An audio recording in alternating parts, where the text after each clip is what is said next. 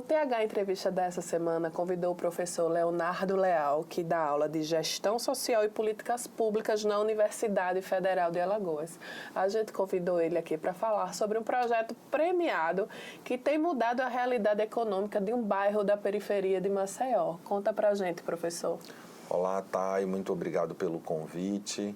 Então, esse é um projeto da Moeda Social Sururote e do Banco Comunitário Laguna, que fica na comunidade do Vergel do Lago, aqui, na periferia de Maceió, ali às margens da Lagoa Mundaú.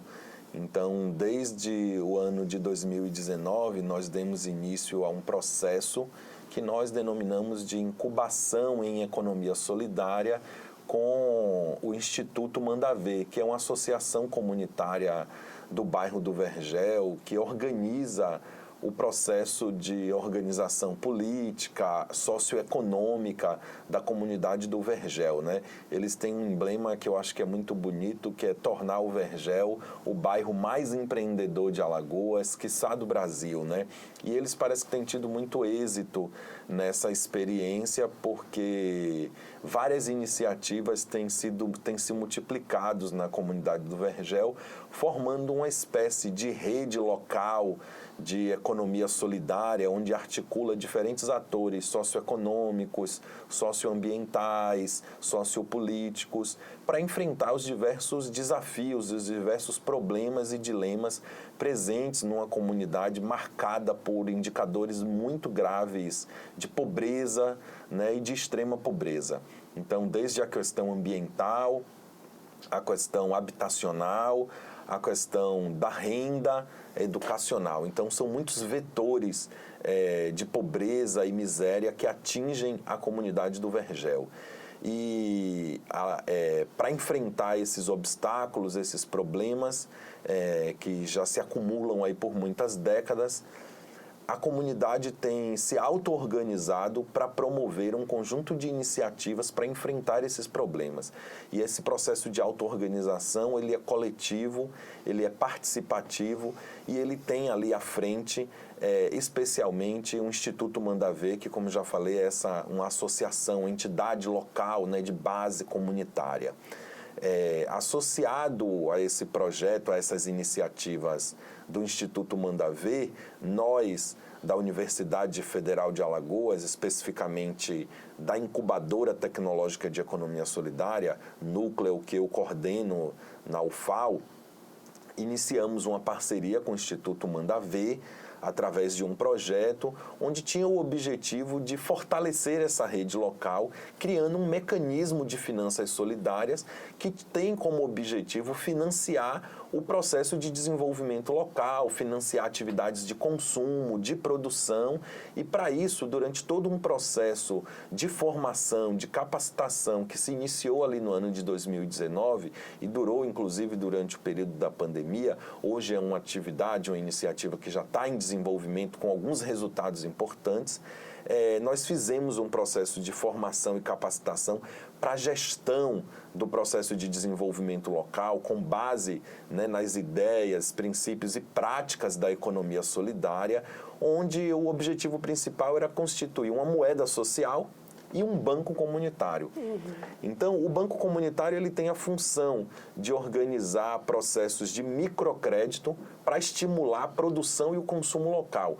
Uma das coisas que a gente identifica nessas comunidades, Thay, é que ela é muito marcada por um processo de evasão econômica. Então, todos os rendimentos das pessoas que elas recebem de projetos sociais, de benefícios sociais, elas terminam por realizar o seu consumo fora do território, fora da comunidade, de modo que o processo de pobreza ele ainda se aprofunda, né? Porque a riqueza que a comunidade consegue obter, o mínimo que ela consegue obter, é canalizado para fora da comunidade. Então, a moeda social e o banco comunitário é também um mecanismo de endogenizar a renda e a riqueza da comunidade. Como? Na medida em que as pessoas recebem a moeda social, né, seja por meio de um crédito ou de pagamentos de alguns benefícios, como acontece no Vergel, elas têm uma relação ali obrigada, estimulada a consumir no território. Por quê? porque a moeda social só é aceita no território, só é aceita na comunidade do Vergel do Lago. Então foi criada uma rede de aceitação dessa moeda social, que são comerciantes locais, empreendedores locais, tanto individual quanto familiar, quanto já uma coisa mais formal, empresarial, tanto do ponto de vista formal quanto informal. Então, enfim, toda a rede ali do comércio, da economia local da comunidade do Vergel é cadastrada nessa rede da moeda social e passa a aceitar essa moeda social. Já a comunidade, as famílias da comunidade, por sua vez, elas usam essa moeda social através do microcrédito. Quando elas tomam um microcrédito, tem uma família que precisa comprar um botijão de gás, que precisa complementar a cesta básica, consumir alguma coisa que venda na comunidade, ou mesmo itens para poder estimular ali uma atividade econômica, né, de produção ou de prestação de serviço. Elas tomam crédito no banco comunitário e utilizam essa moeda social na aquisição dos bens, insumos que elas precisam na comunidade. E também, de maneira ainda mais importante, o principal circuito da moeda social no Vergel acontece da seguinte maneira. A gente sabe que a comunidade do Vergel, grande parte de sua população vive do extrativismo ali do sururu, né? Na Lagoa Mundaú. E as cascas de sururu, que eram desprezadas nesse processo, nessa cadeia produtiva do sururu, passou a ser integrada como um insumo para a produção de alguns produtos, que foi criado também nesse projeto por outras pessoas, né, com a participação do artesão Itamácio, com a participação do arquiteto e design Rodrigo Ambrósio e também Marcelo Rosenbaum. Eles criaram o Cobogó da Mundaú, que é uma peça, né, de design e arquitetura, que hoje é comercializado em vários mercados do design e arquitetura. Só que, para produzir esse cobogó, utiliza-se principalmente o insumo das cascas de sururu triturada. E onde é que esse pessoal consegue as cascas de sururu triturada? Comprando das marisqueiras. Comprando das marisqueiras da comunidade. Antes isso era jogado no lixo, inclusive era um problema ambiental para a comunidade, né? Era um acúmulo muito grande. A gente que passava por ali pela lagoa sempre via aquelas montanhas de casca, né, de sururu que não tinha destino. Exatamente. Isso, inclusive, havia um custo muito grande da prefeitura para retirar. Hoje, essas cascas de sururu é canalizada para essa unidade ali de fabricação dos cobogóis. E são as mulheres que vendem essas cascas de sururu para a unidade de produção dos cobogóis. E essas cascas de sururu são compradas das mulheres. Antes era lixo, agora ajuda a complementar a renda das famílias das mulheres marisqueiras do Vergel. Então essas cascas de sururu são compradas em moeda social. O sururote, né? Com o sururote, exatamente, que é o nome da moeda social, batizado pelas pessoas da comunidade, inclusive a própria iconografia da moeda, o nome, todos esses aspectos, né, identitários da comunidade do Vergel do Lago estão ali representados na moeda social.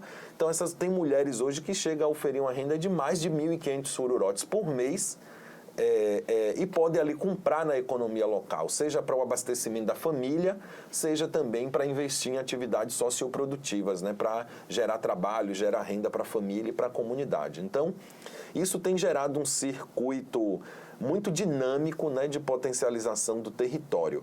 E o Banco Comunitário, a moeda social, né, além de servir como um instrumento socioeconômico na comunidade, tem um impacto muito relevante do ponto de vista socioeconômico, na geração de trabalho e renda, no acesso a bens de produção e consumo. Ele também tem um item que é muito importante, que tem a ver com o item pedagógico. Então, a moeda social e o banco comunitário funciona como uma espécie de instrumento de educação financeira.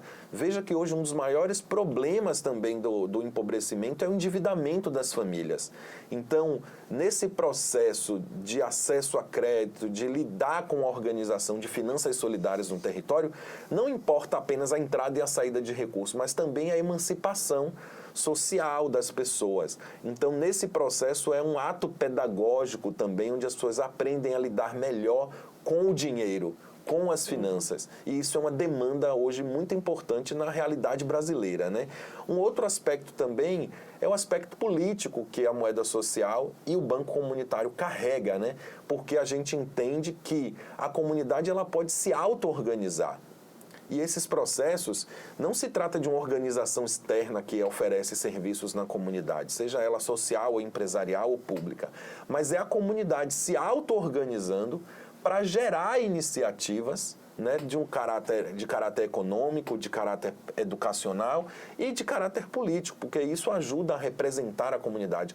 E o Banco Comunitário e a Moeda Social, né, o Banco Comunitário Laguna e a Moeda Social Sururoti, colocou a comunidade do Vergel em um outro lugar do ponto de vista de percepção da sociedade, né, de como a sociedade vê o Vergel hoje como um bairro, né, onde as pessoas estão se organizando, embora atingidos, né, por um empobrecimento muito profundo, né, condições de extrema pobreza, como já falei, vários vetores de pobreza e desigualdade. É uma comunidade que tem se auto-organizado por meio de associações locais, por meio de empreendimentos locais. E isso carrega um conteúdo político muito importante no que diz respeito, né, à forma de organizar o processo de desenvolvimento. A autoestima, né, deles que moram ali. E agora, uma dúvida, professor, que eu acho que quem está assistindo deve ter. O sururote, por exemplo, quando eu recebo um sururote, eu vou no banco e troco o mesmo valor em real? Como é que funciona? Excelente pergunta, Thay. O sururote, ele é equivalente ao real. Ou melhor dizendo, ele é lastreado no real, né? O que significa dizer isso? Que para cada um sururote emitido no banco, está depositado na conta bancária do instituto, né, do banco comunitário, o valor correspondente em real. Porque como é que acontece? Na medida em que o banco emite as moedas sociais, elas têm um lastro em real.